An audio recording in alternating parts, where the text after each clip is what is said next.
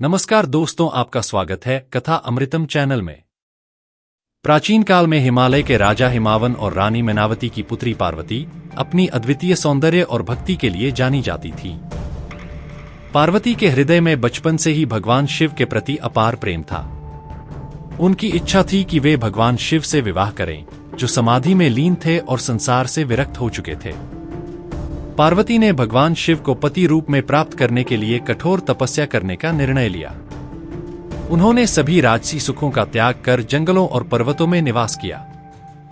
सूर्य की तपती धूप, सर्दी की कठोर ठंड और बरसात की भारी बूंदों को सहते हुए पार्वती ने असीम धैर्य के साथ अपनी साधना जारी रखी।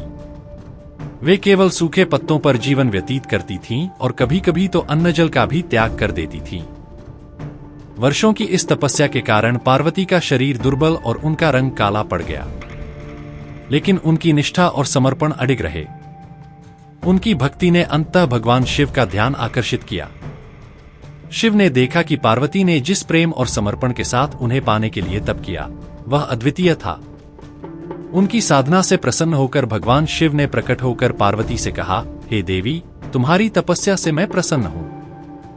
मैं तुम्हें अपनी अर्धांगिनी के रूप में स्वीकार करता हूं। शिव के आशीर्वाद से पार्वती का कांतिहीन रूप एक बार फिर दिव्यता से चमकने लगा। शिव ने पार्वती को पवित्र गंगा के जल से स्नान कराया, जिससे उनका काला रंग धुल गया और वे अत्यंत गोरी, उज्ज्वल और दिव्य स्वरूप में प्रकट हुईं।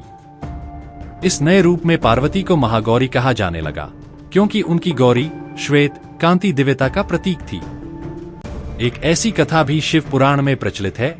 विवाह के बाद भगवान शिव ने एक दिन पार्वती जी को स्नेहपूर्वक काली कहकर संबोधित किया, जिसका अर्थ है काली रंग वाली। यह सुनकर मां पार्वती उदास हो गईं और अपनी गहरे रंग की त्वचा को लेकर चिंतित हो गईं।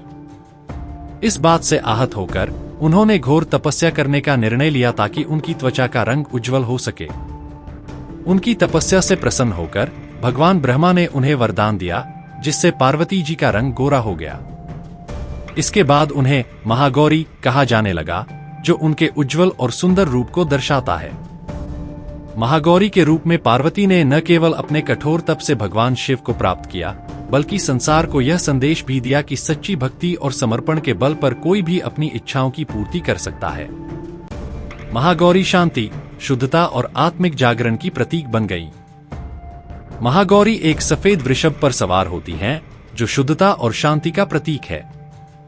उनके 4 हाथ होते हैं। एक हाथ में त्रिशूल, जो शक्ति और सुरक्षा का प्रतीक है, दूसरे में डमरू, जो सृष्टि के संगीत और जीवन के चक्र का प्रतिनिधित्व करता है।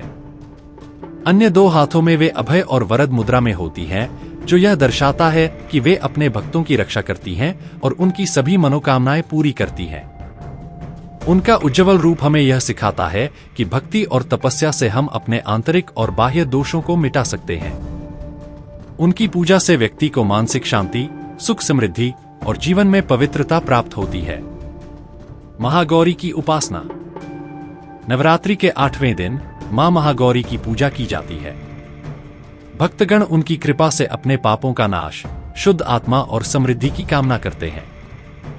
वे दयालु और क्षमाशील हैं और जो भी सच्चे हृदय से उनकी आराधना करता है, उसे वे सुख, शांति और सभी इच्छाओं की पूर्ति का वरदान देती है। मां महागौरी की यह कथा न केवल तप और भक्ति की महानता को दर्शाती है, बल्कि यह भी कि कठिनाई और संघर्ष के बाद प्राप्त शुद्धता और आनंद का अनुभव अनमोल होता है। या देवी सर्वभूतेषु मां गौरी रूपेण संस्थिता। नमस्तस्य नमस्तस्य नमस्तस्य नमो नमः। कहानी अच्छी लगी तो लाइक और सब्सक्राइब करें।